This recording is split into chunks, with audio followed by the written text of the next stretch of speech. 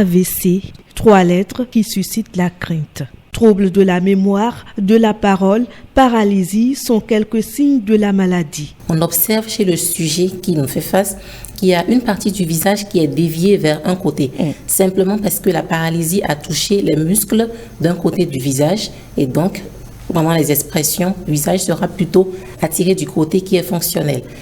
Cela peut être encore peu subtil. Quelqu'un avec qui vous discutez, qui présente soudainement des troubles de l'élocution.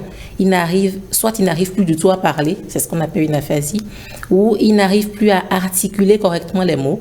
Il sort des phrases que vous ne comprenez pas ou que vous comprenez à peine. Quelqu'un qui devient complètement confus. Ça peut être un trouble de la vision qui apparaît soudainement.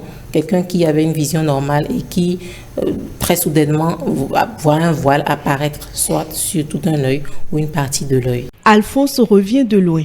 Il y a quelques mois, il a fait un accident cérébral vasculaire. Sa victoire sur la maladie dépend en partie de sa persévérance et de sa patience. L'AVC est un véritable tsunami dans sa vie. Je ne pouvais plus parler, je ne mangeais pas, j'avais une trachéotomie, je ne bougeais pas, j'étais une sorte de légume, je ne faisais rien. On m'a mis en rééducation tout de suite quasiment et petit à petit on a commencé à m'aider à remarcher et là je peux un peu marcher sans ma canne. Pour moi, c'est une victoire. Se reconstruire après un AVC est un combat de longue haleine. Il y a quand même une réadaptation à faire parce qu'il y a la rééducation qu'il faut bien scinder de la réadaptation.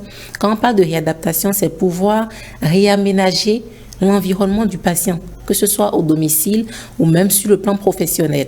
Parce que c'est un peu ça qui va alourdir le quotidien sur le plan psychologique. Après, quelqu'un qui a fait un AVC, qui vit à l'étage, qui a quand même une petite paralysie qui persiste, s'il n'y avait pas de rampe au niveau des escaliers, c'est de pouvoir installer une rampe pour qu'il puisse accéder à sa chambre plus facilement. C'est valable au boulot. Ou quelqu'un chez qui l'environnement de travail professionnel ne permet pas qu'il regagne facilement son poste de travail, pouvoir faire des réajustements.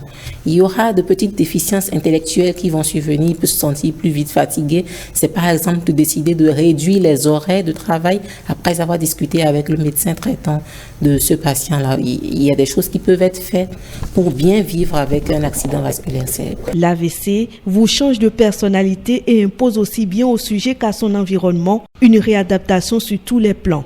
Devant toute suspicion ou un cas de doute, qu'il soit léger ou très prononcé, il faut consulter un médecin.